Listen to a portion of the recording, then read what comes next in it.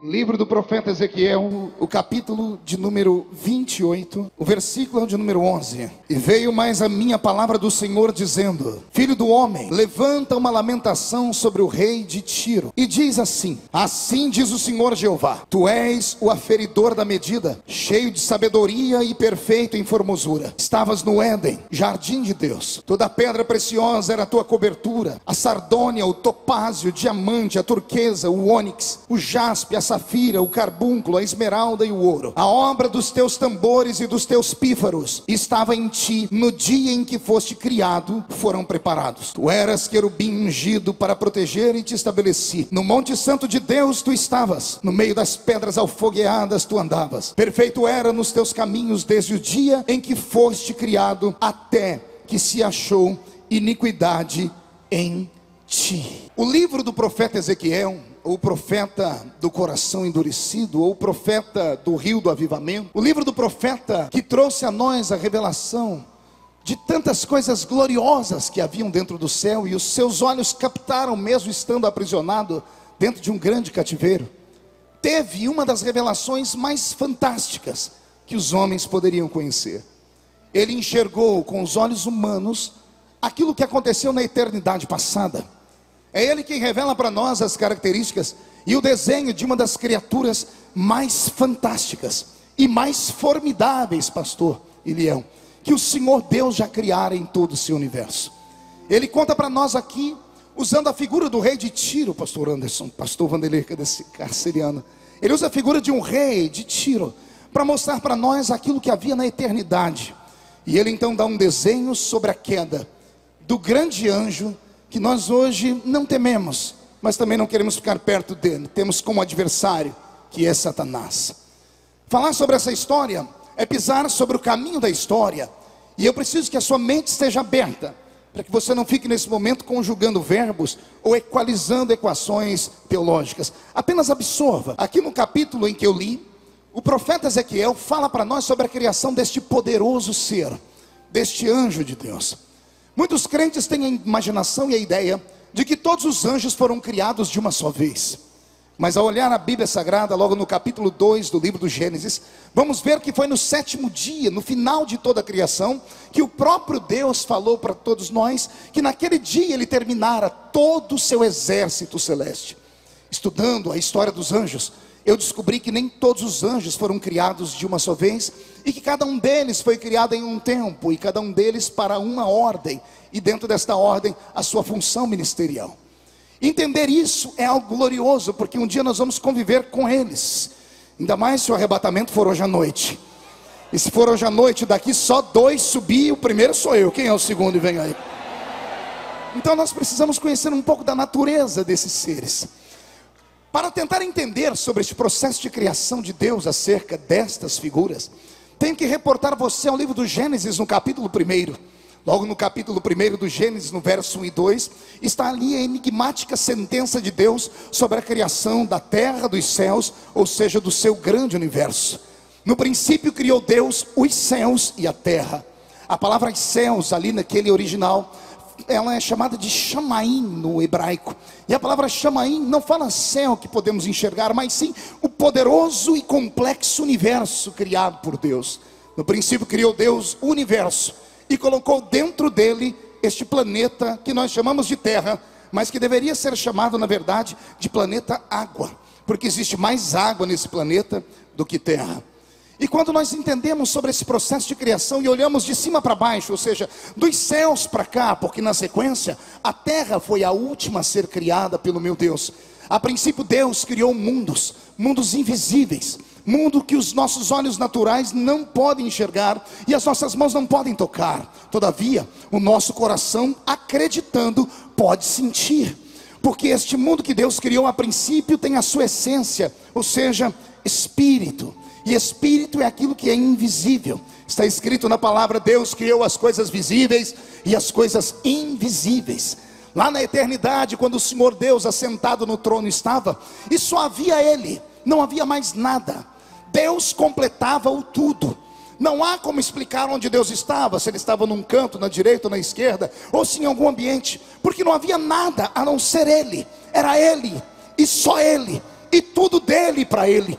E a sua bondade, pastor Josias Aristides, foi tão grande que ele resolveu abrir-se e criar tudo aquilo que hoje os olhos humanos podem ver e também aquilo que os olhos humanos não podem ver. Diz a Bíblia que no princípio ele criou os céus, e a palavra céus não está aqui no plural à toa. Deus criou os céus, e quando caminhamos pela Bíblia, porque o bom crente caminha com a Bíblia na mão, nós vamos encontrar pelo menos um dos nossos irmãos, e aquele citado aqui ontem com muita maestria pelo pastor Samuel Ferreira, que é o grande Paulo, ou melhor, pelo irmão Paulo, agora fiz uma bagunça, calma aí.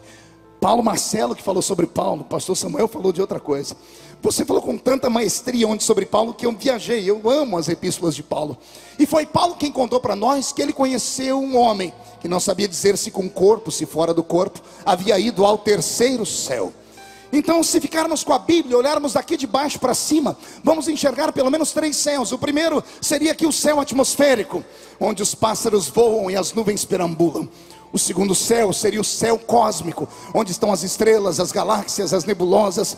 E o terceiro céu seria aquele céu que quando nós falamos, a alma do crente suspira, e o crente espiritual tem os seus olhos lacrimejados. E quando ele é extremamente sensível, ele é capaz de tentar acelerar o processo para ir para lá, repetindo a oração do Espírito Santo assim: Maranata, Maranata, ora vem Senhor Jesus. Ou seja, o terceiro céu, o céu imarcessível da sua glória, creio eu que foi este o primeiro a ser criado.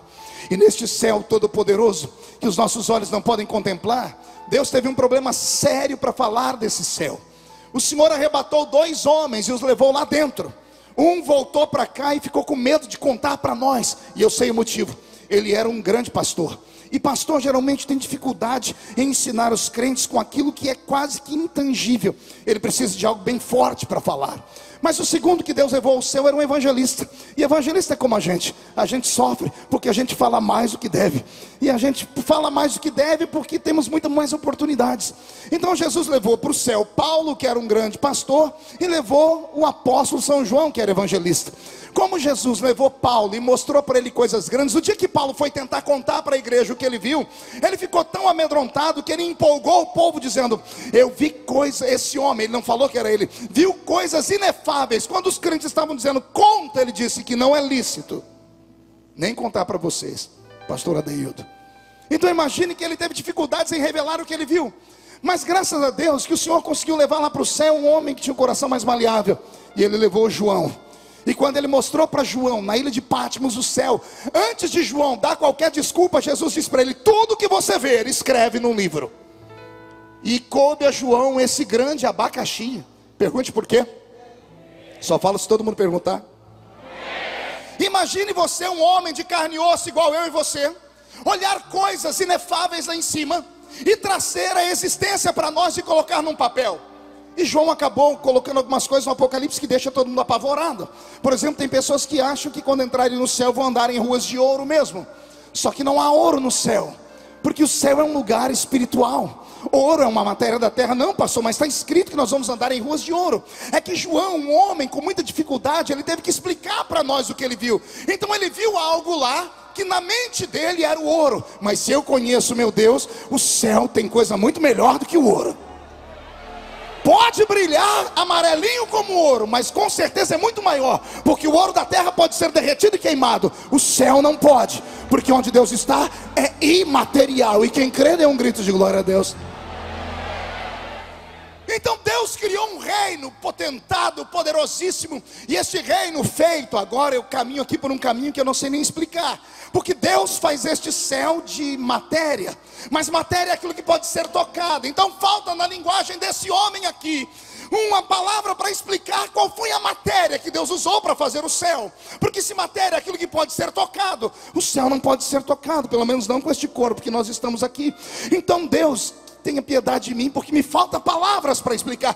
Deus criou o seu céu com algo parecido com a matéria, mas é muito maior do que a matéria.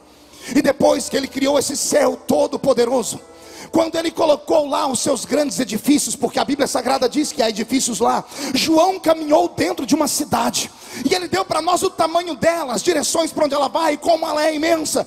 Eu me lembro que quando garoto ouvia a irmã Chile Cavalhais cantar que a ditosa cidade era linda, e se eu pudesse eu iria para lá agora.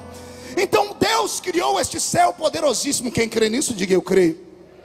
Agora que este céu está criado, a mente de Deus criou. O seu poder criativo trouxe do nada a existência desta linda cidade, deste grande paraíso celeste. Deus olhou para ele e viu que tudo que ele fez era perfeito, mas faltava dentro daquele lugar algo que a matéria também não pode ser dita, porque tenho dificuldade de encontrar na linguagem do homem o que. Deus olhou aquilo tudo e percebeu que tudo era tão perfeito, mas estava ele só assentado no trono. É claro que dentro da sua divindade, Pai, Filho e Espírito Santo. E Deus resolveu povoar aquele lugar com seres.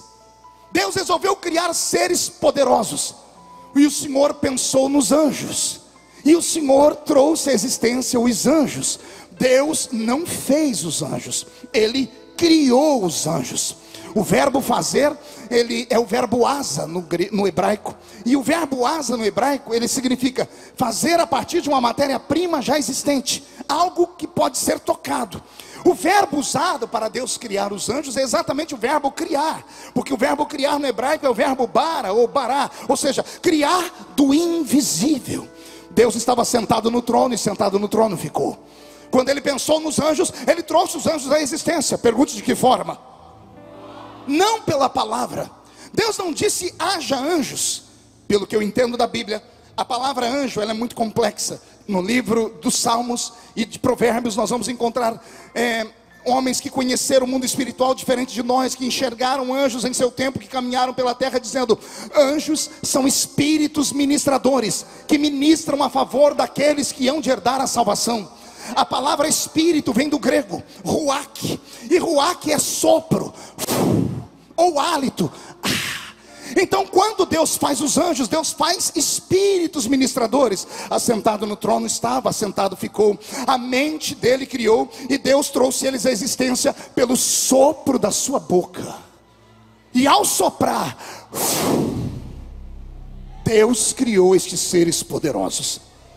Por isso não podem ser destruídos, por isso não podem morrer, por isso não podem desaparecer, porque são seres feitos da própria essência divina, são seres feitos do próprio Espírito de Deus. Quando Deus os sopra, de dentro do Senhor saem essas criaturas poderosas, e o Senhor vai os fazendo, cada um a seu tempo. Deus cria anjos. A minha Bíblia Sagrada é tão rica que ela começa a dizer que esses anjos são feitos em categorias. Nós vamos encontrar os querubins, nós vamos encontrar os serafins, e nós vamos encontrar na nossa Bíblia o nome de apenas um arcanjo. Não há dois nem três. Ah, pastor, e Gabriel? A Bíblia diz que Gabriel é feito da mesma essência, do mesmo poder, mas a Bíblia não ousa chamar ele de arcanjo. Diz que ele é um príncipe como Miguel, mas a Bíblia só fala de um arcanjo. Então eu fico com aquilo que a Bíblia diz. O meu pensamento dessa história que eu estou aqui dizendo para vocês, ele vai longe, porque, como eu disse a princípio, eles não foram criados todos juntos, cada um foi criado em um seu tempo. E esse último que eu citei, esse grande arcanjo, foi o último a ser criado com uma leva de anjos especiais. E por quê, pastor? Por que é que Deus criaria um anjo com espada na mão, se na eternidade passada não tinha inimigos? Por que é que Deus criaria um exército para guardar o céu? De quem? Contra quem? A princípio Deus cria os anjos do céu somente para adorar o seu nome. A princípio Deus coloca esses querubins, que são anjos da guarda, mas não são anjos que guardam com espada, notoriamente falando. São anjos que protegem, ou anjos que cercam o trono de Deus. E quando a Bíblia fala de serafins, ela vai um pouquinho mais longe. A palavra serafim é aquele que arde em fogo.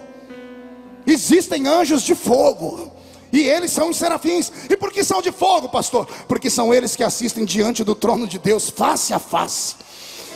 O poder de Deus sobre eles é tão grande que Deus fez eles com 6 asas.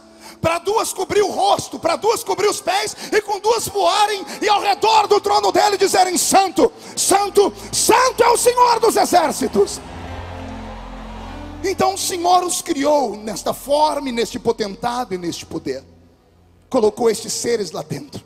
Se você abrir a sua Bíblia no livro de Hebreus, no capítulo 9, você vai ver que o escritor diz que o tabernáculo da terra é apenas uma sombra e um tipo do tabernáculo que há no céu. Se há um tabernáculo no céu, esse tabernáculo é muito parecido com o nosso, ou o nosso é parecido com aquele. O tabernáculo da terra é separado em 4 pontas, ou em 4 etapas. O primeiro é o alpendre, depois o átrio, o lugar santo e o santo dos santos. Se o céu é parecido com a terra, ou a terra é parecida com o céu, porque é isso que o escritor aos Hebreus diz, existe lá no céu 4 espaços, 4 etapas, para se chegar diante do trono de Deus. E cada um desses seres que o Senhor criou, os criou para estar em um lugar, estabelecidos. Talvez por isso 4 categorias de anjos, porque 4 espaços no céu, como o tabernáculo da terra, assim há. Tudo estava perfeito, mas o céu ainda faltava uma coisa. Havia beleza no céu, havia poder no céu, e havia vida no céu, porque os anjos têm vida. Quem entendeu até aqui, diga: eu entendi. Todavia, pelo que eu entendo lendo a Bíblia, no céu só faltava uma coisa. Então, pergunte o quê? Música. Porque o céu era assim, ó. Só era quebrado quando ouvia-se lá de longe alguém gritar: santo, santo, santo, santo, santo, santo, santo é o Senhor. E este coro se repetia todas as horas, até um belo dia que Deus, assentado no trono e recebendo aquela adoração de gritos de glória, de gritos de aleluia, de santos, Ele olhou para o seu poder, interiorizou-se mais uma vez e teve uma ideia brilhante: vou criar o mais belo ser até aquele momento. A mente de Deus pensa, e pelo sopro da sua boca Deus cria este querubim do capítulo que li. Um querubim que protege, querubim ungido na guarda, aquele que guarda a adoração. Só que Deus não faz normal, Deus não faz apenas para ser mais um. Deus dá a ele uma beleza que não deu a ninguém. Deus dá a ele um poder que não deu a ninguém.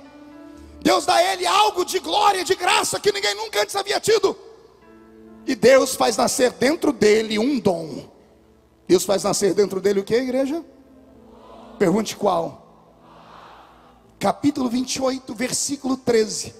Final do versículo. A obra dos teus tambores e a obra dos teus pífaros estava em ti. No dia em que foste criado, foram preparados. Deus está dizendo: eu preparei no dia em que eu te criei as obras do tambor e as obras do pífaro. Diga comigo: obras do tambor. Diga: obras do pífaro. Olha para o irmão do seu lado, diga: foram criados no dia em que Deus criou Lúcifer. Agora olhe para mim, vem a parte mais difícil de ser interpretada. Eu desenho qualquer figura morta. Figura morta são figuras com traços. Sou capaz de reproduzir essa arca aqui, por exemplo, porque os seus traços são bem definidos. Não conseguiria desenhar o rosto de ninguém, porque não são traços definidos. Eu peguei esse texto e coloquei no papel e desenhei uma criatura extraordinária. Eu me emocionei. Fiz um anjo poderoso, com um rosto cor de bronze. Peguei as pedras preciosas que estão escritas aqui, com as quais ele se cobria, e desenhei o seu manto sagrado. Desenhei a sua armadura.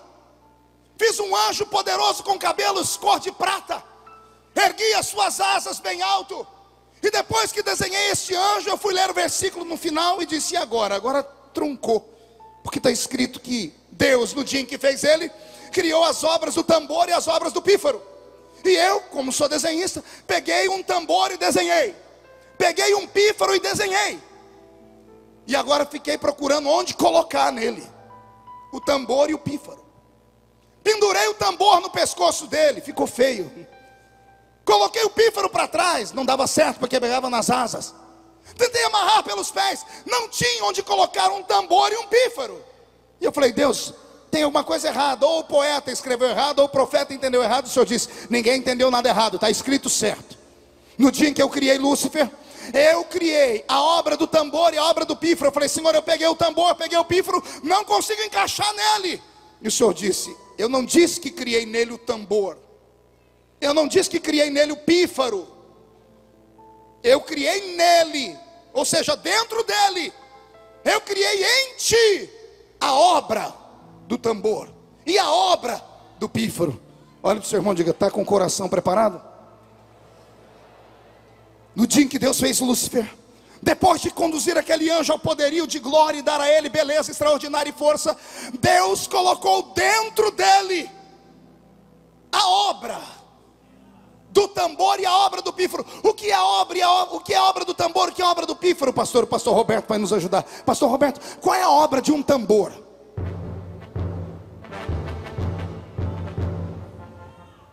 Qual é a obra de um pífaro?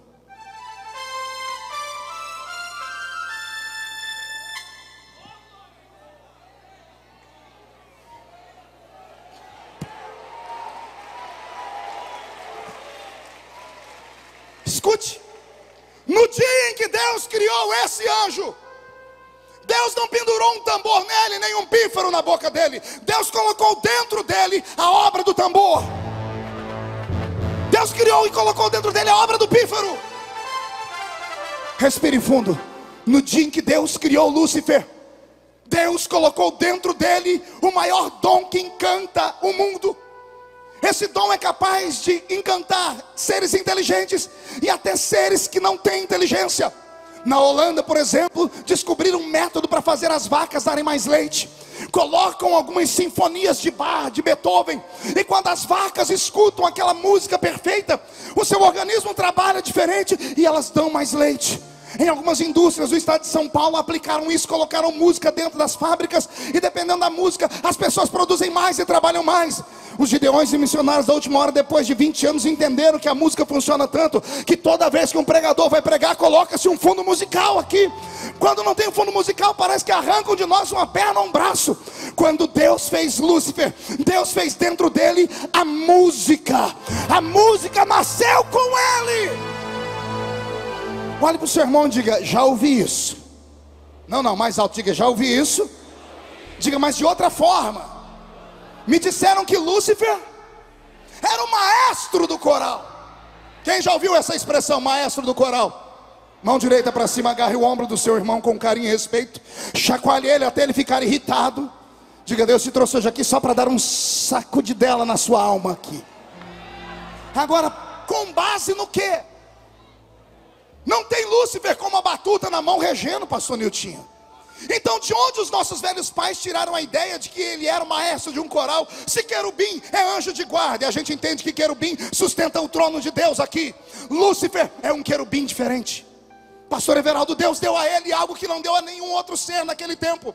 E é esse anjo que agora vai encantar os outros anjos. Pergunte como. Só fala se todo mundo perguntar. Se eu entendo do que eu estou falando, Lúcifer era um ser musical. Ele não falava, ele cantava. Quando ele andava, cada passo que ele dava, saíam sons de música. Quando ele abria as asas, por onde ele passava, os anjos paravam e olhavam e diziam: grande é este ser, grande é este ser.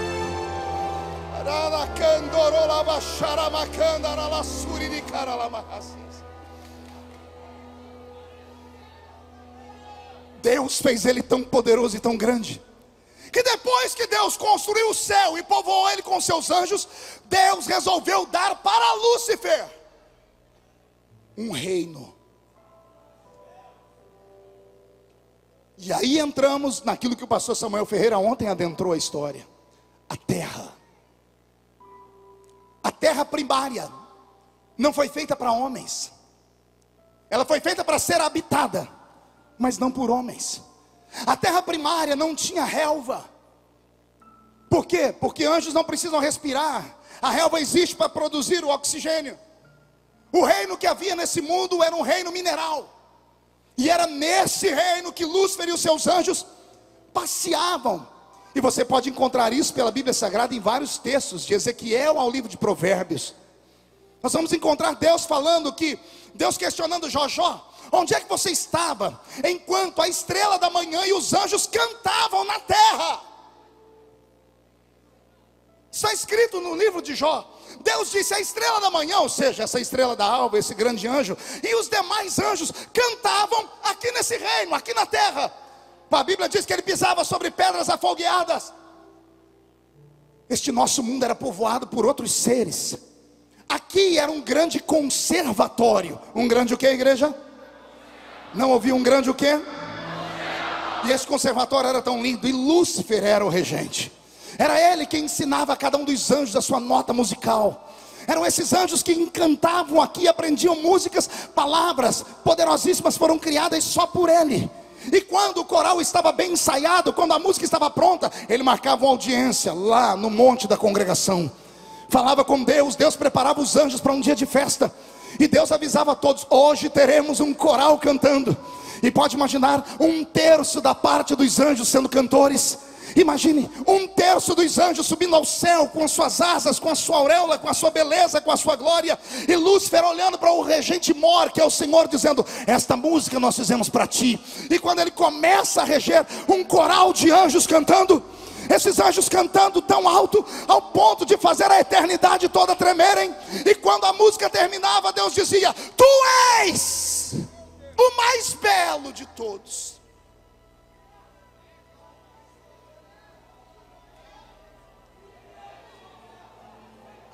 Tu és o maior de todos. O próprio Deus se encantava com aquele talento que ele havia criado e plantado dentro de Lúcifer. Quando ele descia aqui para a terra, ia falar com seus súditos, e os seus súditos conversavam com ele, alguém plantou uma sementinha ruim no coração dele, dizendo assim: olha, você é quase igual a ele, hein? Isso cresceu. Quando você abre a Bíblia no livro de Isaías capítulo 14, você vai ver como foi que a queda dele foi promovida, como foi que ele arquitetou o projeto. A Bíblia diz assim: e tu dizias no seu coração: eu subirei ao céu. Subirei aonde? Não ouvi, subirei aonde? Pergunta para o seu irmão: ele estava aonde se ele vai subir? Ele estava aqui. Subirei ao céu, acima das estrelas de Deus, exaltarei o meu trono. E ele é um pouquinho mais petulante, porque ele aperta um pouquinho e diz: e serei semelhante ao Altíssimo. O problema não é subir ao céu, o problema é querer ser igual a Deus. Quando ele disse: eu serei igual a Deus, ele achou que Deus não estava ouvindo. Mas Deus está em todos os lugares ao mesmo tempo. Deus é onipotente, onipresente, onisciente.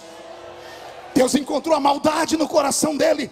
E quando ele disse: eu subirei ao céu acima das estrelas, acima do trono de Deus, exaltarei o meu trono e serei semelhante ao Altíssimo. No dia em que ele disse: serei igual a Deus, lá no céu Deus se ajeitou, olhou para baixo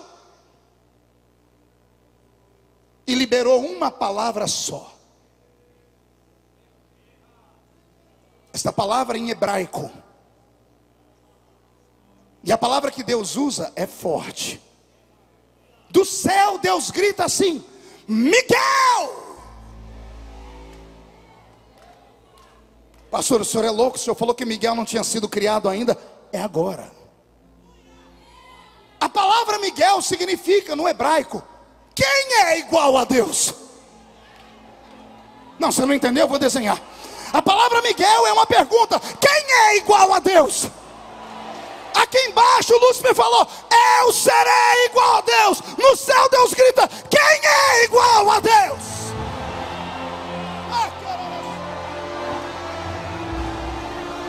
Quando Deus diz quem é igual a Ele, as palavras com oxigênio se articulam e criam o mais poderoso de todos os anjos. E ele sai de dentro da eternidade com uma espada de fogo nas mãos, gigante, poderoso. Ouve a voz de Deus e o Senhor diz: tem alguém querendo ser igual a mim, você será o escudo. Quando alguém olhar para você, você vai dizer: ninguém é igual a Deus, ninguém é igual a Deus, ninguém é igual a Deus, ninguém é.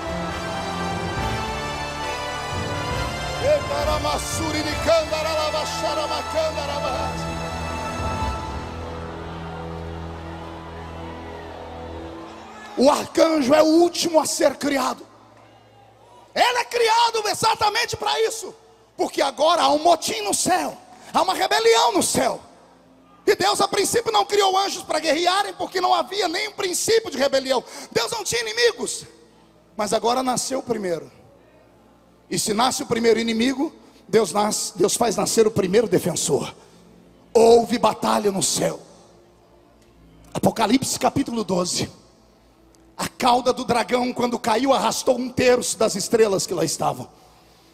A batalha foi terrível, não se sabe quanto tempo levou. Não foi do dia para a noite, nem em fração de segundos. A eternidade não pode ser contada, porque o tempo sequer existia. Nessa grande batalha que houve, nessa grande e terrível batalha, os céus foram feridos, o coração de Deus foi machucado. Mas Miguel executou o juízo, prendeu Satanás, com ele 1/3 da parte dos anjos. E agora que eles estão aprisionados, Deus encontra uma dificuldade só. Pergunte qual? Só haviam 2 reinos, céus e terra. Não há inferno. O inferno não havia sido criado. O inferno é um acidente de percurso. Como os anjos não podem ser destruídos porque são eternos, estão aprisionados e Deus tem que mandá-los para algum lugar. É nesse momento que esta terra sofre uma eclosão ou uma explosão. Jesus em Lucas olhou para o céu e disse: eu via Satanás caindo do céu em forma de um relâmpago. A queda deste anjo, com 1/3 da parte dos anjos, bateu na terra e quebrou a sua crosta por inteira. E o que havia do fundo da terra veio brotando em forma de águas. E todos os anjos foram aprisionados, os anjos caídos foram aprisionados nas águas. Pastor, o senhor é louco? Não. Ezequiel capítulo 27, olha o que está escrito no versículo 27. As tuas fazendas, as tuas feiras, o teu negócio, os teus marinheiros, os teus pilotos, os que consertavam as tuas tendas, os que faziam seus negócios, e todos os teus soldados que estão em ti, juntamente com toda a congregação que está no meio de ti, cairão no meio dos ares, no dia da tua queda. No versículo 24, no tempo em que foste quebrantada nos mares, nas profundezas das águas, caíram os teus negócios e toda a congregação no meio de ti. A terra foi destruída e esses seres foram aprisionados nas águas. Agora que eles estão aprisionados nas águas e as águas insuflam a terra, Deus tem que prender-os lá. E a Bíblia diz no versículo 2: a terra era sem forma e o Espírito de Deus, a palavra pairava significa movia-se, como um carcereiro que cuidava. Em um texto no hebraico diz que a palavra pairava é cubava, criava para o novo renascimento. O Senhor aprisiona esses seres nas águas, porque Ele tem que construir o inferno para eles. Só que o inferno ainda não está criado, porque não havia ainda trevas. E agora que eles estão aprisionados nesse planeta que está destruído, tudo perde a vida e o sentido. Há silêncio no céu. O coral caiu, pastor Niltinho. Ninguém tem coragem de cantar mais. A tristeza de Deus inunda o universo. Mas Deus é um ser criativo. Um belo dia os anjos estão passando perto do trono e olham para o rosto dele. O rosto dele está brilhando. Sorriso de orelha a orelha.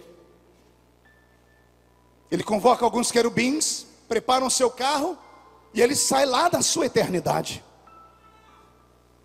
E ao sair daquele céu, ele vem para esse nosso cosmos e ele dá um grito: haja luz. O grito é tão forte que até hoje você pode ouvir o eco do grito ao ligar a sua televisão num canal que não existe, e você verá aquelas faíscas, aquela estática. Isso é comprovado pela ciência, que isso são resquícios daquilo que chamam de Big Bang. Dizem que o universo foi criado através de uma explosão do nada. Eles não estão errados, foi criado de uma explosão, mas não era do nada, é dele. Não foi só um grito de boom, foi a voz dele dizendo: haja luz. Há uma criação mais poderosa do que a terra. Se você ler depois no livro de Provérbios, capítulo 8, verso 26, você vai ver Deus dizendo assim através do grande sábio: antes de fazer a terra, eu fiz o pó do mundo. Antes do pó da terra existe o pó do mundo. E o pó do mundo, para quem estuda, a ciência chama de átomos, que são divididos em nêutrons, prótons e elétrons. Disso tudo veio toda a matéria que existe, até esses buracos negros que enxergamos lá em cima no cosmos, esse vácuo. O cientista Stephen Hawking diz que isso não é amplitude de espaço apenas, é matéria também, só que é chamada de matéria negra. E ela é tão grande que ela é capaz de engolir tudo aquilo que está ao seu redor. Nada nesse mundo é sem sentido. Deus, agora sentado nos ombros desses anjos, voa e chega nesse planeta que estava destruído. A palavra sem forma e vazia refere-se a caos. Caos é destruição. Mas se você ler Isaías capítulo 45, verso 18, você vai ver Deus dizendo: eu criei a terra não para ser um caos, eu criei a terra para ser habitada. A terra não pode ser sem forma e vazia. Então ela foi criada numa performance perfeita. Deus criou esse mundo e deu as suas criaturas angelicais, mas eles não mereceram. E agora que Deus está sentado nas asas do seu querubim, Ele chega nesse planeta onde o Espírito de Deus paira sobre as águas. E Deus, feliz, começa a recriar. Haja separação entre luz e trevas, haja separação entre águas e terras, haja separação, haja criação disso, daquilo, e Deus vai enfeitando, Deus vai transformando esse reino, que era um reino mineral, era um reino o quê? Não ouvi? Diga, era de pedras preciosas. Agora Deus vai fazer brotar nesta terra relva. Quando o próprio anjo caído com os seus observou a criação de Deus criar relva, deu um nó na mente dele. Por que Deus está criando esse tipo de vida? Porque as plantas têm vida. As plantas respiram e inspiram. Durante o dia, elas liberam para nós oxigênio. Durante a noite, elas liberam o gás carbônico. Deus cria seres que têm vida, e o diabo começa a perguntar: por que está criando isso? Daqui a pouco Deus cria os animais irracionais. E aí é lindo contar, porque quando Deus vai criar tanto as relvas quanto os animais, Deus sentado no trono está, sentado permanece. Ele olha para a terra e diz assim: é você que vai criar. Se vira, porque você tem poder de criação. É a terra que faz brotar as plantas. Por isso existe uma infinidade de cores e tamanhos. É a terra que vai fazer brotar os animais irracionais. Por isso existem desde pequenas partículas infinitamente mínimas, como as amebas, até os grandes dinossauros que foram criados em um outro tempo.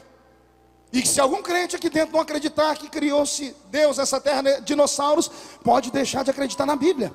Pastor, mas existiu em que tempo? No tempo em que Deus criou os animais, os répteis. E como é que eles terminaram, pastor? Sei lá, a ciência tem um monte de pensamento, eu tenho os meus. Nos últimos 50 anos, quantos animais entraram em extinção no planeta Terra? Se hoje, com toda a tecnologia no mundo, os animais são extintos, imagina naquele tempo. Pastor, mas a Terra foi criada em 6 dias. Mas não são 6 dias como nós contamos hoje. Os dias em que nós contamos são dias de 24 horas. E para haver dias de 24 horas tem que ter primeiro o dia e depois a noite. Quem é que rege o dia? O sol. Quem é que rege a noite? Quem rege o dia? Quem rege a noite? Acotovela o seu irmão e diga: tem um problema. Porque o sol e a lua só aparecem no 4º dia. Se o sol e a lua aparecem só no 4º dia, os dias não eram contados como hoje. Ah, pastor, então quer dizer que eu posso acreditar na ciência, por exemplo, do homem de Pequim, que encontraram os resquícios dele com 2 milhões de anos? É claro que não, Bocó. Porque homem só tem um. A Bíblia diz que o primeiro criado foi Adão. Homem, imagem e semelhança de Deus, é só um. De Adão para cá, de 6 mil anos para cá, qualquer osso encontrado no passado são animais. Animais que não conhecemos, símios. Sabe Deus o que? Quando falo do homem de Neandertal, que andava encurvado, não é homem.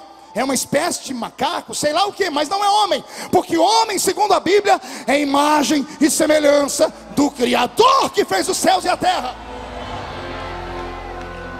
Houveram períodos que nós não podemos falar. A ciência diz que o nosso universo tem 15 bilhões de anos. E datam isso com o fósforo 14, carbono 14. E se o carbono 14 pode dar datas, nós não podemos ir contra a ciência. A Terra que agora existe, ela tem 4 bilhões e meio de idade. Ou seja, há um período em que nós não conhecemos. Dos 10 bilhões até o 11º bilhão de ano, não se sabe o que aconteceu. Esse universo foi criado, os gases foram formados, a essência e a glória de Deus, tudo criou. Mas agora que Deus está recriando essa terra e colocando nela vida, colocando nela animais, depois que tudo estava terminado, viu Deus que era bom. Deus passeia pela terra. Deus olha para o céu. Ele vê os animais que estão aqui, são irracionais. Ele vê os animais que rastejam, os que nadam, os que voam. Ele diz, todos são irracionais. Ele olha para o céu e vê que os anjos não são irracionais, porque anjo é espírito, e espírito vem do próprio Deus, tem inteligência. E Deus olha para o céu, lá seres eternos, aqui seres de terra, que acabam aqui mesmo. Lá, seres que eternos são, têm sabedoria. Os que aqui na terra estão, não têm sabedoria, agem por instinto. E Deus, passeando pela terra, ele tem uma ideia brilhante. Essa ideia que vai mudar o mundo. Pergunte qual? Para mim foi uma espécie de sonho. Pergunte qual? Ah, uma visão. Pergunte qual? Foi algo muito lindo. Pergunte qual? Deus teve uma ideia. Ele enfiou a mão no céu e pegou a essência dos anjos, e enfiou a mão na terra e pegou a essência dos animais. Numa mão ele tem espírito e eternidade e sabedoria. Na outra mão ele tem terra e aquilo que termina aqui, porque começa aqui. E Deus resolve juntar o eterno com o passageiro.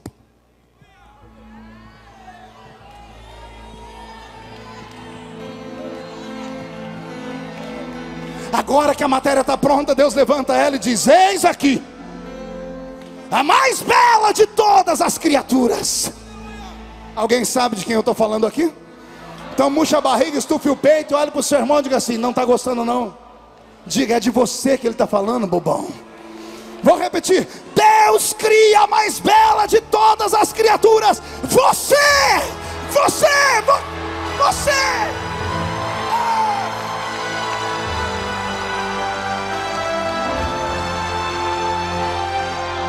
Agora eu tenho as minhas conjecturas. E a melhor maneira de se ensinar em uma escola dominical para os nossos filhos. Para criar os anjos, Deus sentado no trono estava, sentado ficou. Pensou neles e os criou assim. Para criar os animais irracionais, Deus sentado no trono conversou com a terra e disse, crie você os animais. E a terra fez brotar os animais.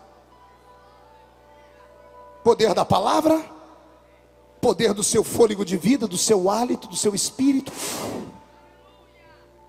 Agora essa criatura que ele vai criar, ele diz, essa vai ser diferente. Deus manda os querubins pararem perto do Éden. Eu não sei se no rio Tigre ou se no rio Eufrates. Deus desce dos anjos, arregaça as orlas do seu manto. Ou no Tigre, ou no Eufrates. Ele crava a mão no fundo do rio e pega a argila.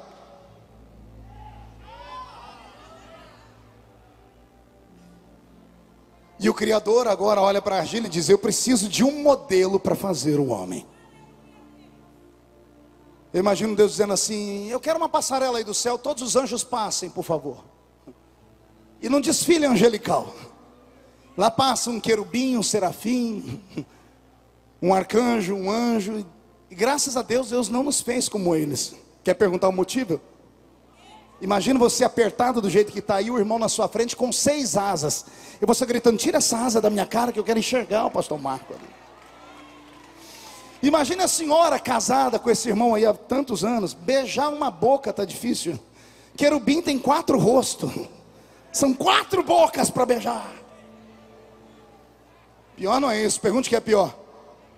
Você chegar em casa, irmão, depois do trabalho, olhar para sua esposa, ela com 3 metros de altura, e dizer assim, e aí, baby? Um cara de arcanjo, com espada de fogo na mão ainda. Não tem, lá em cima não tem nada que ele queria para ser parecido conosco. Aí Deus olha para a terra e fala, eu quero uma passarela na terra. E passa os animais. Muito obrigado, Senhor, porque não tem nenhum hipopótamo aqui. Imagine você sentado perto de um irmão parecendo um porco espinho. Na hora de abraçar, que a gente manda pegar na mão, o sangue de Jesus tem poder. Imagina a senhora sentada perto de uma girafa. Ainda bem que na terra não tinha nada para Deus fazer os homens, como não tem no céu, nem na terra. Deus olha nas águas. Deixa eu ver nas águas se tem. Muito obrigado, Senhor, porque não há entre nós nenhum peixe-espada. Imagine se há entre nós um baiacu. Quando fica bravo, ija, e só Jesus, pastor Adeildo. Ainda bem que não tem entre nós nenhuma orca, uma baleia assassina. Depois que Deus olhou para o céu, para a terra e para as águas e não viu nada para ser o modelo, eu imagino Deus parado, olhando para as águas, porque quem olha para a água se refresca e entra no estado de transe, tranquilidade. As águas que ele havia mexido para tirar a terra, param de mexer, e água parada vira... Tem gente que sabe. A água quando para vira o quê? Não ouvi? Espelho. Ele olha para as águas.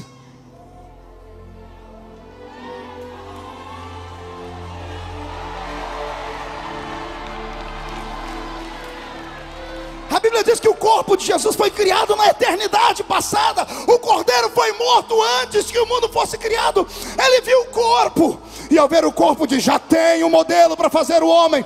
Homem não vai ser chimpanzé. Se você é da teoria de Charles Darwin, o seu avô foi orangotango, é problema seu. Eu sou herdeiro de Adão, sou a imagem e semelhança do Criador.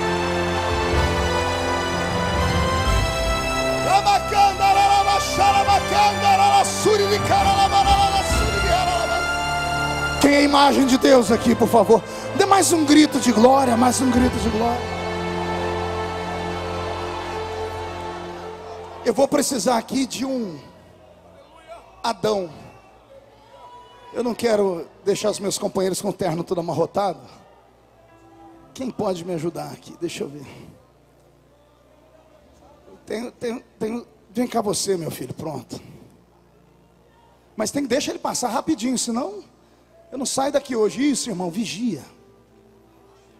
Você vai ser o meu Adão. Deita aqui nesse chão. Se estica, Adão. E para de rir, Adão. Junta os braços. Pode me chamar de maluco, pode me chamar de romântico, mas eu creio no que eu estou pregando. Deus pegou o pó da terra e fez o homem. Criou seus pés, suas pernas, seu corpo. Colocou dentro dele tudo aquilo que nós chamamos de órgãos internos. O homem é feito de terra. Todos os metais e todos os elementos químicos da natureza estão dentro do homem. Todos, sem exceção nenhuma. O homem é terra. Agora o homem está feito. Ele está o quê? Façamos o homem. Verbo fazer. Fazer de uma matéria-prima que existe, terra. Agora que o homem está feito, Deus vai criar o homem. Verbo criar, verbo bara. Verbo bara, criar do invisível.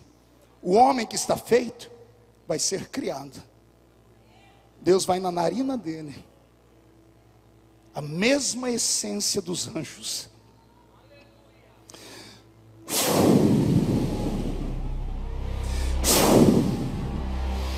A Bíblia diz que Deus sopra sobre as narinas dele e o coloca de pé.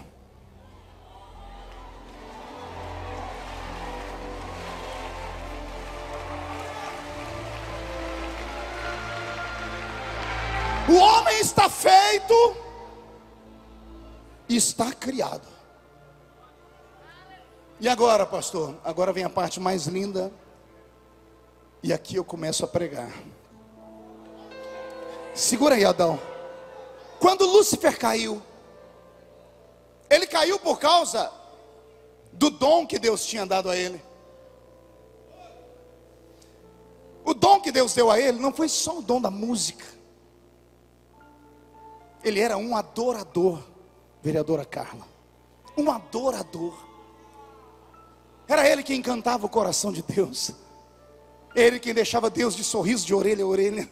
Era ele que deixava Deus se sentindo importante. Quando ele caiu, o céu perdeu esse adorador. Antes de cair, Deus cravou a mão dentro dele e arrancou dele esse poder. Por isso ele tombou. Todo ser humano que nasce para uma coisa e ele perde a essência daquela coisa para ser, ele perde a vontade de viver. Toda pessoa aposentada, parece que antes da hora ela fica sem ocupação, daqui a pouco ela tende a entrar em depressão e a morrer. Dois velhinhos ficam juntos, enquanto um está do lado do outro, ele fica vivo. Quando um morre, dias depois vai o outro embora. A essência para a qual a pessoa vive, quando deixa de existir, se perde. Ele foi criado para adorar. Lúcifer não foi criado para outra coisa, foi criado para adorar. Mas Deus arrancou dele o poder da adoração, porque ele devia adorar a Deus e ele recebeu a adoração para si. Agora que Deus tirou de Lúcifer, Deus vai dar para outro. Ele criou Adão. Agora ele diz: tudo que era de Lúcifer agora é seu. Essa terra era dele, agora é sua. Esse reino era dele, agora é seu. E o que era dele, eu dou para você também. Me adora. Me adora. Me adora!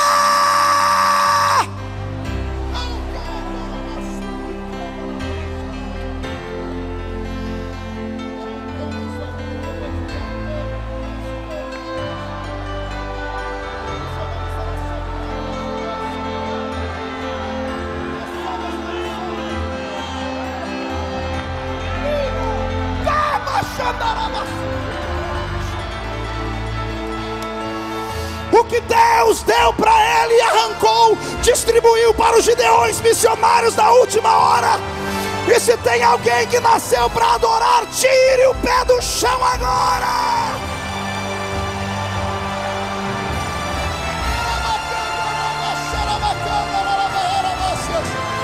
Tome o seu assento por um minutinho só e ouça-me. Igreja de Cristo, noiva do Cordeiro, imaculados santos de Deus, nós não nascemos para outra coisa a não ser adorar o nome dele. Adorar a Deus não é privilégio de quem tem voz linda, como tem a irmã Elaine e a sua irmã Suelen. Adorar a Deus não é privilégio de pessoas que têm uma mente sábia para compor hinos, como o irmão Anderson. Não. Adorar a Deus é um privilégio de toda criatura. Deus é um ser que precisa tanto ser adorado, que um dia, discutindo com Jó, ele disse: Jó, quem é que escuta o canto do urubu quando ele está com fome? Porventura não sou eu que escuto o urubu falar comigo? No livro de Joel você vai ver que até o balido das vacas e das ovelhas subiu ao céu em forma de um clamor de misericórdia. Toda vez que sai da sua garganta um som, se este som for para Deus, ele vai encontrar Deus onde ele estiver. Não, você não entendeu, eu vou repetir. Toda vez que um crente se predispõe a adorar a Deus, pode estar aqui no Congresso dos Gideões agora, como pode estar trancado dentro de um banheiro, ajoelhado, transformando o vaso sanitário no altar, angustiado até a sua alma, correndo das pessoas e sendo perseguido. Se ele abrir a boca ali dentro e dizer: tu és, tu és, tu és, Deus lá do alto do céu responderá. Eu venho nesta noite fazer uma reclamação. Estamos trocando o nosso barulho pentecostal por substitutos que não chegam à altura. Estamos trocando a essência carismática dos dons do Espírito, como profecias, línguas estranhas, interpretação de línguas, por meia dúzia de palmas batidas e algumas danças. Estamos deixando de adorar a Deus como deveríamos adorar, e entramos na igreja como se estivéssemos indo a um teatro. Andamos com um cardápio na mão para saber quem é que vai pregar e a hora que vai pregar, e dependendo de quem for, nós nem entramos dentro da igreja. Vivemos um período tão estranho na terra, que o crente põe a pé na porta da igreja e deixa o carro ligado. Dependendo de quem está lá no púlpito, ele já entra dentro do carro e vai para casa. E quando alguém pergunta: por que você foi embora? Ele diz: eu não vim aqui para comer qualquer coisa. Como se ele pudesse ir numa igreja parecendo um cinema. A igreja não é cinema. É no cinema que você escolhe o filme que você quer ver, com direito a pipoca e guaraná. Eu não venho à igreja para ver o que eu quero. Eu venho para recarregar a minha bateria. Eu venho para adorar a Ele.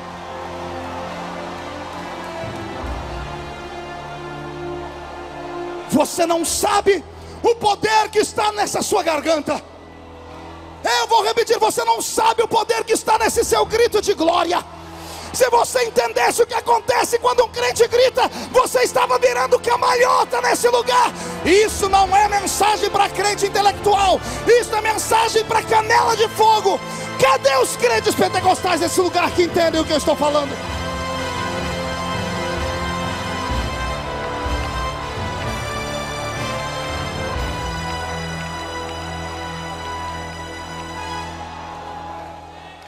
Pastor Marco, calma aí, o equilíbrio, pastor. Que equilíbrio? Não, pastor, o que as pessoas lá fora vão dizer. As favas com as pessoas que não nos compreendem. As favas com os ímpios. Oremos para a sua salvação, mas as favas com o que eles pensam de nós. Não, eu não posso fazer porque eu trouxe hoje um doutor aqui para assistir o culto, pastor. Se eu gritar do jeito que eu grito, já era. Somada essa sua maquiagem que a senhora usou 40 minutos na frente do espelho, já que se pintou tanto, usa pelo menos uma maquiagem que dure 24 horas. Por causa dessas coisas, da nossa roupa, da nossa aparência, os crentes hoje estão bloqueados. Ficam aí se preocupando com o que vão dizer, com o que vão pensar, e esquecemos de dar a Deus o que é de Deus. Amigo, eu não sei você, mas eu ainda acredito que um grito de um crente muda o rumo da história. Se tem alguém que concorda comigo, não dá um grito não, dá um berro de glória a Deus nesse lugar.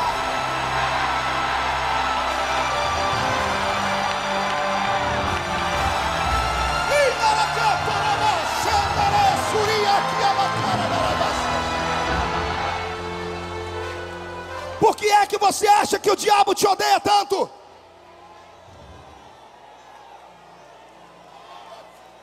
Por que é que você acha que o diabo não vai com a sua cara? O que você acha dos seus levantes, Adeildo? Eu posso falar que eu sou a segunda geração. Ninguém gritava igual você.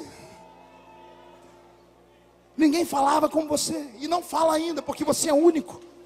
Satanás te odeia por isso. Posso te dar um conselho? Grita, berra, faz o helicóptero, entra no manto, usa óleo. Quem te deu foi Deus, não foi homem. Eu estou aqui para mostrar para você como exemplo. Já passei por tudo e muito mais, permaneci de pé. Sabe por quê? Coragem. Coragem. Coragem. Coragem. Aguenta. Quem viver verá, para ver onde você vai chegar ainda. Deus te trouxe aqui hoje para você desentulhar tudo que está tapando a sua fonte. Lúcifer não pode adorar, mas você pode. Lúcifer não pode mais dar glória a Deus, mas vocês podem. Lúcifer não pode mais cantar na congregação, mas você pode. Você pode. Você pode. Você pode.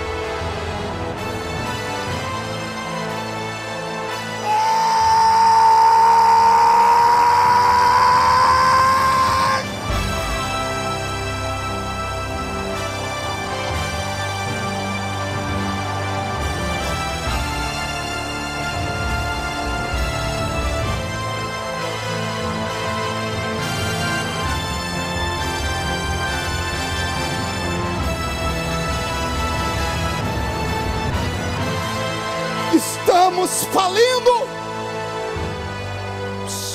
Ouça. Estamos falindo.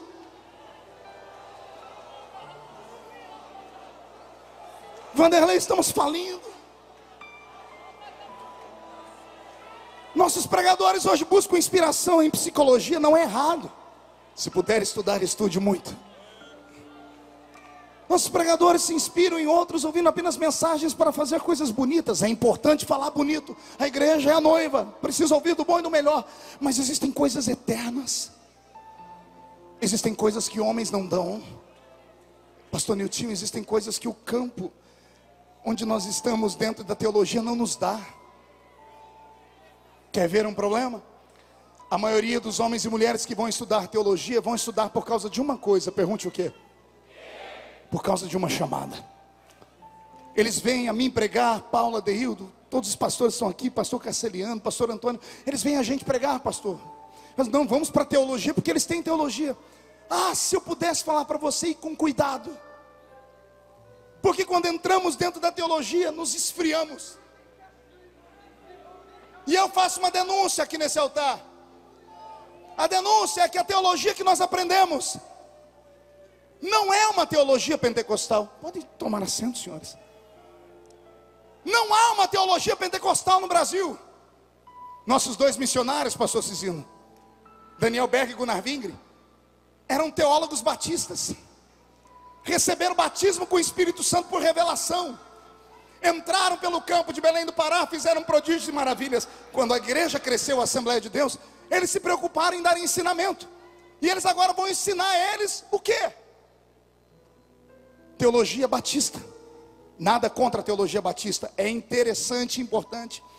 Mas uma teologia não carismática, não crida em dons. E tudo que eles ensinavam sobre dons era o que eles haviam experimentado lá na Rua Azusa. E esse foi o problema. É por isso que nós vamos em algumas igrejas, todas são Assembleia de Deus, mas chega numa tem fogo, chega na outra não tem. Chega numa o povo só chora, chega na outra pode tudo, na outra não pode nada. E eu estou falando da minha igreja. Por que isso? Porque não há uma teologia concisa. E talvez seja essa hoje a maior brecha que temos na história do Brasil. Na história do mundo, o cristianismo está tão dividido por falta de uma teologia coesa, que o mundo muçulmano nos afronta. A Europa toda está sendo islamizada. Por quê? Porque os muçulmanos não mudam. O que eles eram há 2, 3 mil anos atrás são até hoje. São radicais. Você viu alguém brincar com eles? Já viu alguém fazer piadinha com um muçulmano? Por que não? Porque eles reagem. Eles não viraram nem para a esquerda nem para a direita. Olhe nós. Cada um é de um jeito, cada história é de um jeito. Fomos perdendo a essência. Alguém pode dizer, pastor, a nuvem está mudando de rumo. Não tem nuvem mudando de rumo a porcaria nenhuma. O que está acontecendo é que nós nos esquecemos dos nossos primórdios. Esquecemos de onde viemos. A nossa geração tem internet, a nossa geração é estudada, a nossa geração tem casa e 3 pratos de comida para comer durante o dia. A nossa geração tem uma cama perfumada para dormir. A geração passada não tinha. A geração passada só ia em 3 lugares: igreja, trabalho e a sua casa. Igreja, trabalho e a sua casa. Quando iam para a igreja, passavam mais tempo na igreja do que em casa, porque ali aprendiam coisas sobrenaturais, aprendiam coisas extraordinárias. Que saudade lá do salãozinho da Rua 1, onde eu fui criado, ouvindo os meus profetas, os meus presbíteros, ver o velho Ovídio Ramos pregar de 1,80 m de altura, com a mão parecendo uma raquete de tênis. Não sabia falar nada, ia falar, vamos ler aqui no livro de Êxodo. No dia que Deus me tomou no culto dele, ele falou, hoje Jesus me falou que vai levantar alguém aqui. E ele falou, e Deus me deu o texto da Bíblia, no livro do profeta Albuquerque. Não tem Albuquerque? E alguém diz, irmão Vídeo, não tem esse livro na Bíblia não. Diz, vai ler a Bíblia, rapaz. Tem Albuquerque sim. O Albuquerque falou assim, ó, aviva a sua obra. No meio dos anos, a notifica. Nós não tínhamos ouro e prata, mas tínhamos o levanta e anda. Não tínhamos instrumentos bonitos, não tinha ninguém que era poliglota, não tínhamos carros importados, mas a gente tinha um coração de um adorador. Oh meu Deus. E não eram hinos tão poderosos como esse de hoje. Era o foi na cruz, onde um dia eu vi. Era a face adorada do meu mestre. Deus não está falando conosco de saudosismo. Deus está falando sobre princípios inegociáveis. E você negociou seus princípios, e o Espírito Santo se afastou de ti. Graças a Deus terminou aquela novela do Félix. Eu recebi ligações, pastor, dizendo, graças a Deus acabou. Eu falei, por quê? Porque agora os crentes vão vir para o culto de novo. Porque os cultos não atraem mais as pessoas. As igrejas têm que enfeitar, têm que colorir, têm que colocar jogo de luz, gelo seco, tem que colocar um cardápio, tem que dizer, essa semana vem tal, na outra vem tal, na outra vem tal. Os crentes não querem mais ir para a igreja. A televisão é mais atrativa. Os crentes não sabem o que vem fazer na igreja. Eles não têm noção do que estão fazendo na igreja. Você não veio aqui ver um artista, você não veio aqui para ver quem é que está com a roupa da moda. Ao entrar dentro de uma igreja, você vai recarregar as suas baterias.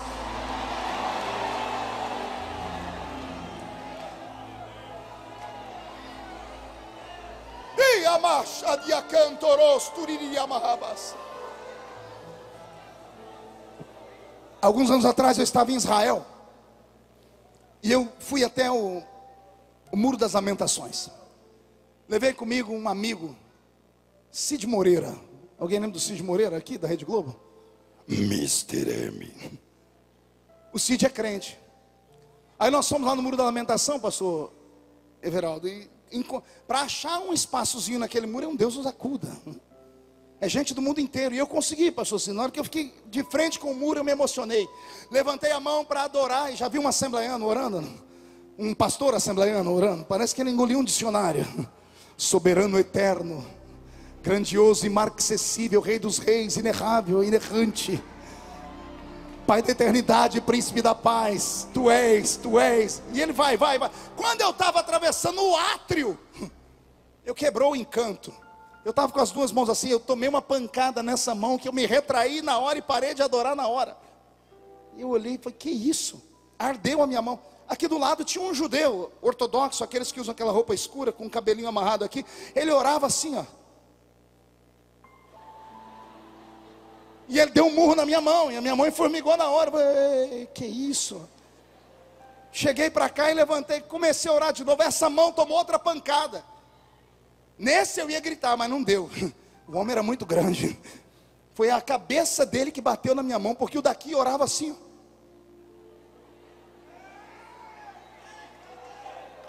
Eu comecei a olhar ao meu redor, tinha gente que orava assim, ó.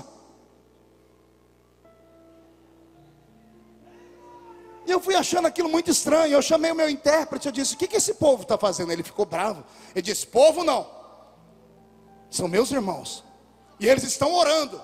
Eu, pentecostal, ó a besteira que eu falei. E precisa de tudo isso? Depois que eu vi o que eu falei, precisa de tudo isso. Ele falou assim, vocês cristãos acham que sabem orar. Ele falou, mas vou ficar quieto porque você está pagando a minha diária. Eu disse, não, me conte, pode falar que se eu estiver errado eu aprendo. Posso mesmo, está entalado aqui há anos. Diga. Ele falou, então tá bom. Vocês não sabem orar. Eu falei, como não? Ele falou, vocês quando começaram a orar, há 2000 anos atrás, já fazia 4000 anos que a gente orava. Pegou aí ou não? Quando nós aprendemos a orar há 2000 anos, quando a igreja nasceu, os judeus já oravam há 4000 anos ao Deus de Israel. Aquilo mexeu comigo, contra fato no argumento. Eu disse, tá aí, onde é que eu estou orando errado? Ele disse, vocês crentes, vocês oram só com a voz. Vocês não leram o profeta dizendo que Deus não quer repetição de palavras? Eu disse, tem que orar de que jeito? Ele disse, ore como os meus irmãos. E ele apontou para aquele que estava assim.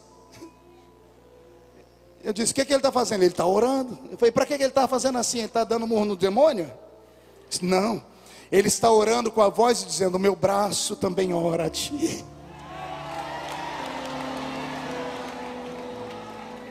Aquele assim está dizendo, eu oro a ti, mas o meu quadril também ora, o meu corpo ora, os meus pés oram. Ele diz para mim, a oração não é só uma frase de efeito. A oração é o contato entre Deus e o homem.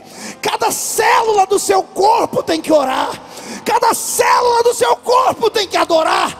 Cada célula do seu corpo tem que sair da terra e tocar o céu. Eu fiquei apavorado com aquilo, Marcelo, apavorado. Quando eu saí dali, eu olhei para o Cid Moreira. A ficha caiu, pastor Cino. Eu estava uns 50 metros longe do muro. Eu dei um grito que o Cid quase perdeu o rumo de casa. Eu falei, glória a Deus. Ele, o que é isso, pastor? Eu disse, Cid, agora eu entendi. Ele disse, você entendeu o quê? Eu entendi porque quando eu era menino nos congressos, o pregador começava a pregar. Quando eu vi, eu estava com as duas mãos em pé, chorando sozinho. Aí eu ficava com vergonha e sentava. Teve dia que eu olhei, eu comecei a pular. Quando eu vi, eu estava lá no altar caído. E quando eu voltava morrendo de vergonha, dizendo, como é que eu vim parar aqui? Naquele dia eu aprendi que dentro de mim, dentro de você, habita o Espírito Santo. Deixa eu te falar dele. Pense num ser todo poderoso, mas extremamente carinhoso e apaixonado. Quando você atravessou aquele portão e entrou neste ginásio, ele estava lá na porta te esperando, com as mãos assim, ó, ansioso. Quando você passou, ele disse: é hoje. Se ela deixar, é hoje. Se ele deixar e desejar, é hoje. O Espírito Santo, ele está entre nós. É Ele que nos ajuda a glorificar. É Ele que nos ajuda a adorar. É Ele que está fazendo os seus olhos marejarem lágrimas. É Ele que está fazendo as suas pernas tremerem, esse frio na boca do estômago. Não tenha medo. Não tenha medo, Gideonita. Não se importe com quem está à sua esquerda ou à sua direita. Quem fala de você não paga as suas contas. Pastor, renova-te. Renova-te. Você nasceu para adorar.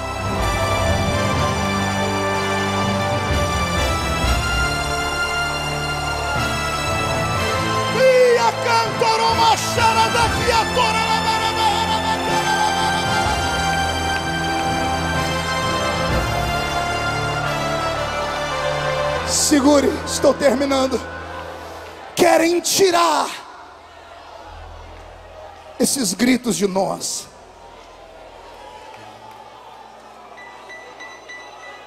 Querem acabar com essa essência. Nos acusam de sermos desequilibrados, malucos. Nos acusam de sermos despreparados. Alguns têm a coragem de gravar DVDs sobre isso. Outros iriam até para programas de TV e falar para nós: cuidado com isso aí, fica pulando muito para pegar na asa do anjo. Querido, se você não entende o que eu sinto, fica no teu lugar. Não toque nesses pequeninos de Deus. Não toque nesses homens e mulheres, porque é a única alegria que eles têm.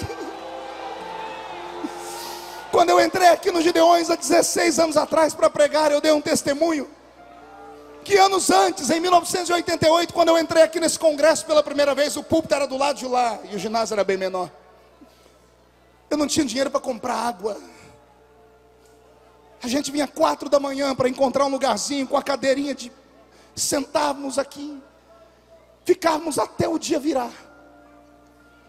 A única alegria que eu tinha era gritar. Era pular, suar, cair para o chão, ser arrebatado e voltar. Era a única coisa boa que eu tinha, porque era um momento de extravasão minha. Respeite a minha pessoa. Se você é do seu jeito, se você é parado aí parecendo uma estátua de museu, eu te respeito. Mas me respeite por ser um pentecostal. Me respeite. Me respeite. Me respeite. Eu não grito porque quero.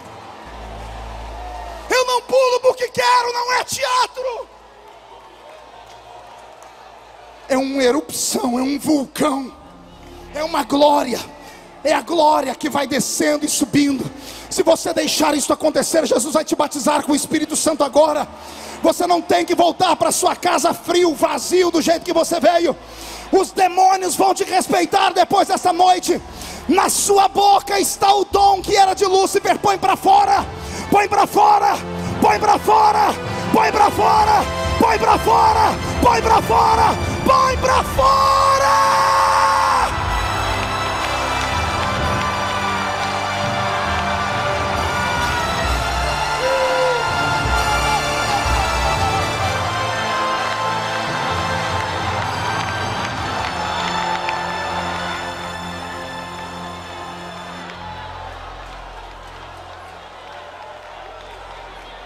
Olhe para mim. Aprenda isso. Isso é científico. Todo som que sai da sua boca, ele busca o alvo para o qual ele foi instaurado. Eu estou aqui no púlpito e digo: pastor Cisino. Ele me olhou na hora. Por quê? Porque o que eu falei foi para ele, não para você. Existem 2 verbos que conjugamos, parecidos, iguais, mas são diferentes: ouvir e escutar.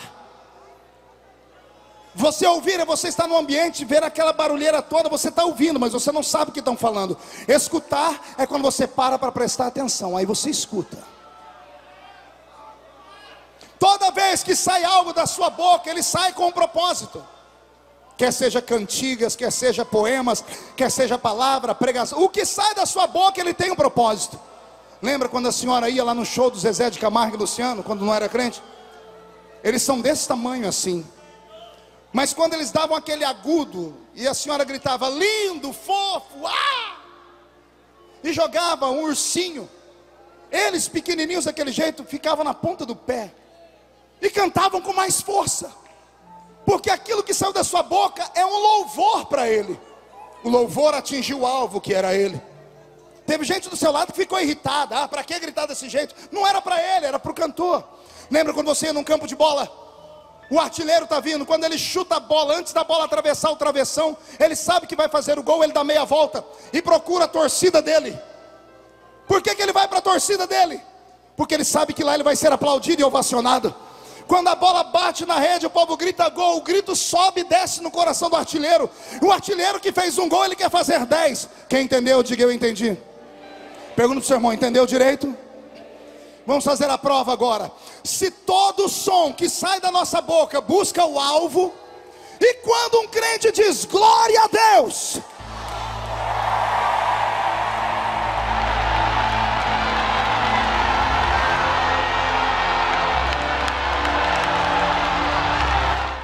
o único Deus que está na terra é o Espírito Santo. E o Espírito Santo não se incomoda, é Ele que diz, vai dar glória para Deus. Quando você diz glória a Deus, o seu grito sai do ginásio, atravessa o teto, atravessa o espaço atmosférico, atravessa o espaço cósmico e entra no céu onde Deus está. Adora!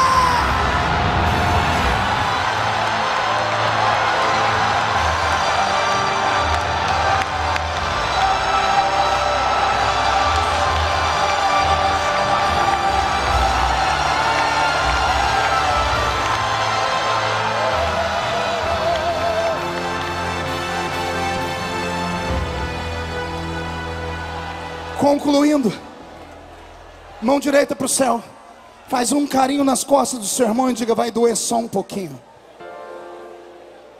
Se quiser se sentar, pode se sentar.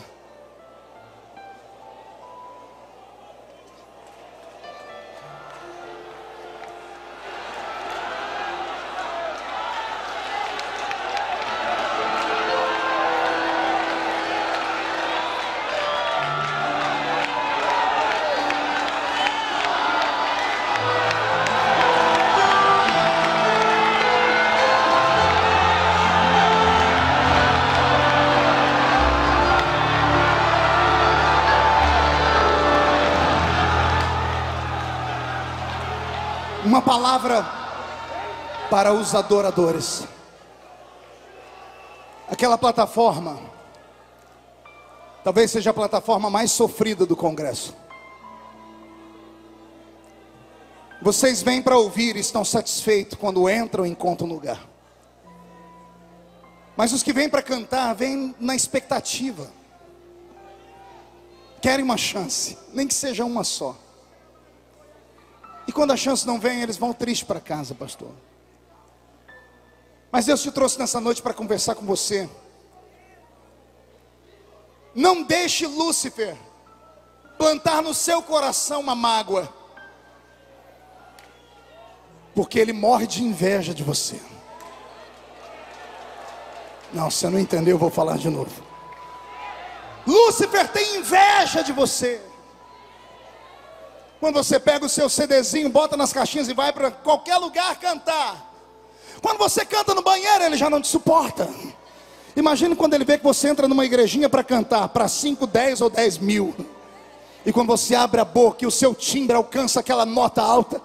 E se for dos reteté, né, aquele, né, Dedé? Se for do reteté da tropa de elite, comece a marchar. O diabo fica apavorado.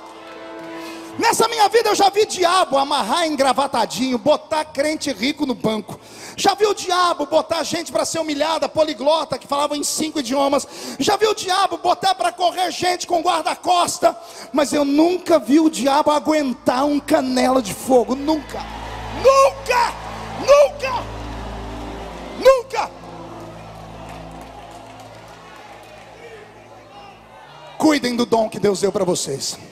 Se não é aqui, vai ser em outro lugar. cuide. Agora ouça-me, Roberto, mude a música. Será que só eu percebo que nos últimos anos sofremos uma mudança radical nos nossos louvores?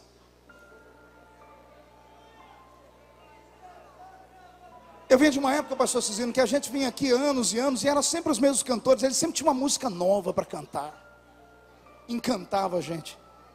Tinha gente que tinha coleção. Está acontecendo isso com os pregadores também. Hoje a pessoa vem, canta uma música e acontece. Essa música faz ela subir às alturas. Começa a lotar estádios, começa a cobrar cachês altíssimos. E de repente a pessoa que todo mundo queria ouvir, do dia para a noite ninguém mais lembra que ela existe.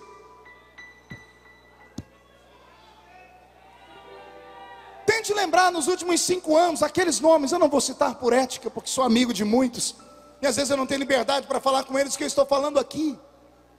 Por que é que acaba tão rápido? Eles sofrem com a síndrome de Lúcifer. Receberam um dom. Esse dom é tão lindo que eles encantam todo mundo. Eu sou pastor de igreja hoje, pastor Cizino.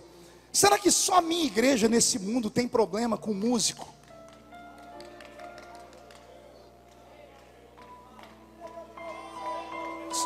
Toda a igreja sofre com o fator músico. Não, eu não estou machucando você não, me escute pelo amor de Deus com a alma.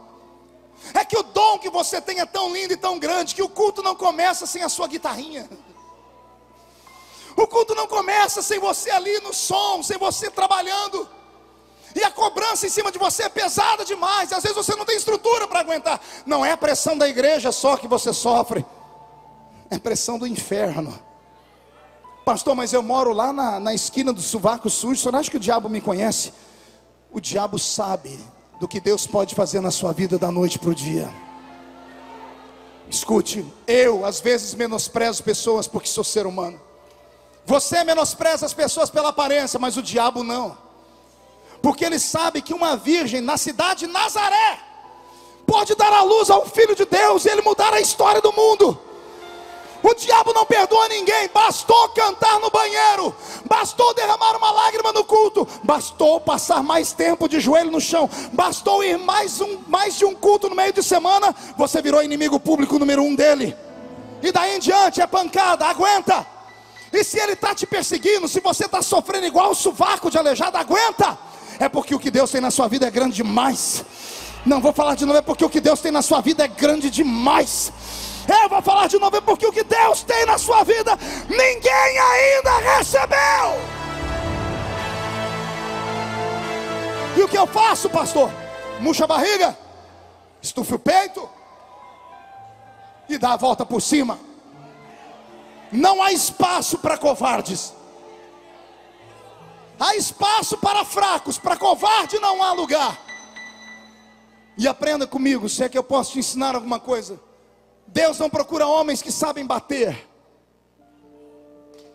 mas Deus ama um homem que aguenta apanhar. Não entendeu? Vou falar de novo. Eu não sei bater. Pastor Abílio Santana, que pregou esses dias lá no ginásio, falou lá esses dias, falou, olha, Marco Feliciano e eu somos diferentes. Se eu for para Brasília, disse ele, lá vocês vão ver o que é um deputado. Ele falou para mim, meu irmão Marco Feliciano é um cordeiro. O povo bate nele no avião e ele fica quieto. Se for eu arrebento tudo. É temperamento. Eu aguento apanhar. O lombo aqui foi forjado. Desde criança na barriga da minha mãe. Sobrevivi a aborto. Estou vivo hoje porque eu sou perseverante. Não, você não entendeu. Deus não te trouxe aqui só para me ver hoje. A unção que está sobre a minha vida vai descer sobre você, vai pegar sobre você. O que Deus me deu, Deus vai dar para vocês também. Aguentar de cabeça baixa, ir até o chão e daqui a pouco se levantar das cinzas e deixar o inimigo maluco. Vou te contar meu segredo, pergunte qual é. O meu inimigo me bate tanto, mais tanto, mais tanto, que chega uma hora que ele não aguenta mais bater. Ele bate, bate, bate, bate, bate. Ele é mais forte do que eu bate. O braço dele cansa. E eu continuo olhando para ele, todo arrebentado, mas estou olhando para ele dizendo: aqui não. Eu sei que o meu Redentor vive, e em breve se levantará sobre a terra. Onde estão os homens e mulheres que querem voltar para casa cheios de vitória?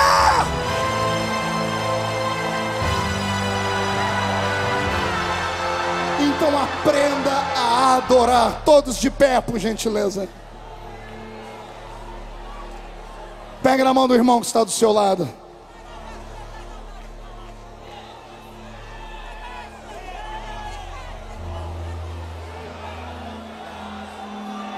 Eu já te ensinei o segredo. O segredo está nos seus lábios. Põe o diabo no lugar dele. Coloque ele debaixo dos seus pés. Comece a orar agora, profundamente. E se tiver alguém batizado com o Espírito Santo, comece a orar em outras línguas. Eu estou aqui diante de um grande coral. E esse coral um dia vai cantar no céu, pastor Marcelo. Esse coral, quando atravessar o céu, vai cantar uma música tão linda que a eternidade vai ecoar. Quem crê nisso, solte a mão do irmão, pegue pelo braço e comece a dar glória a Deus.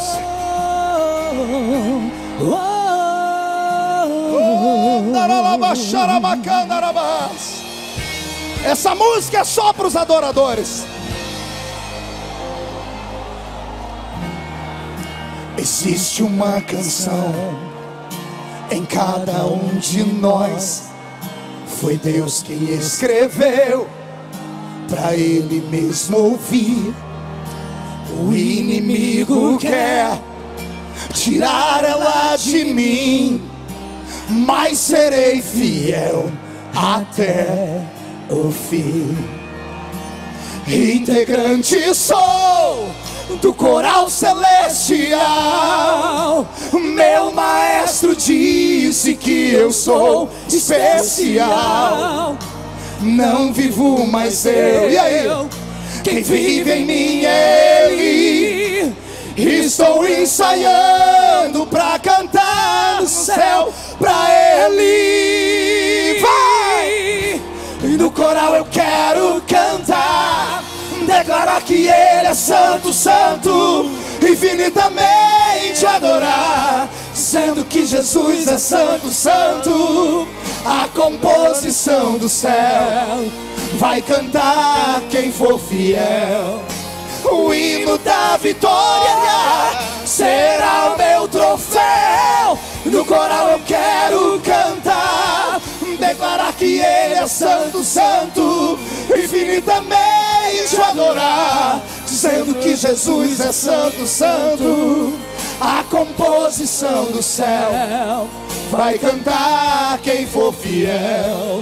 Vou erguer o meu troféu. Irmã Elaine tá aí? Integrante sou do coral celestial. Meu maestro disse que eu sou especial. Quem é especial aqui? Não vivo mais eu. Então tira o pé do chão. Vive em mim Ele. Estou ensaiando pra cantar no céu pra Ele. No coral eu quero cantar, declarar que Ele é santo, santo, infinitamente adorar, dizendo que Jesus é santo, santo. A composição do céu vai cantar quem for fiel. O hino da vitória será o meu troféu. No coral eu quero cantar, declarar que Ele é santo, santo, infinitamente adorar, dizendo que Jesus é santo, santo. A composição do céu vai cantar quem for fiel. Vou erguer o meu troféu. troféu. Adorado, exaltado, poderoso, Magnificado, Jesus Cristo é glorioso. No grande dia esperado eu vou louvar. Santo é o Senhor. adorado, exaltado, poderoso, Magnificado, Jesus Cristo é glorioso.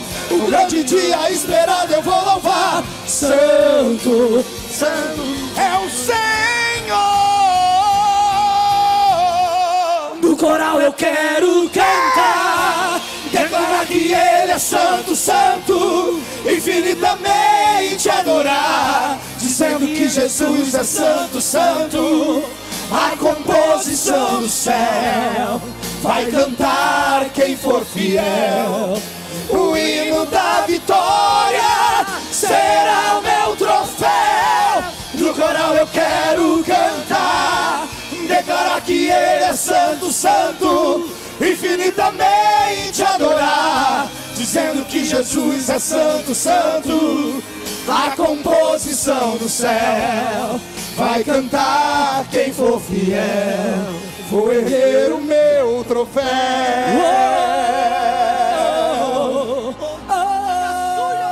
Só os adoradores. Levante a mão direita para o céu comigo.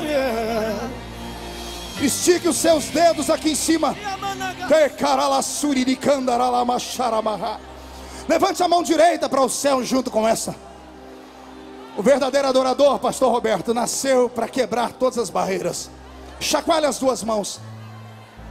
Eu profetizo sobre a palma das suas mãos uma unção de renovo. Onde as suas mãos tocarem nesta noite, o meu Jesus vai curar e batizar com o Espírito Santo. Será um sinal sobre a sua vida e o seu ministério. Você crê nisso? Encontre alguém do seu lado e coloque essas mãos sobre ele agora. Vai, Roberto, solta o som, Roberto.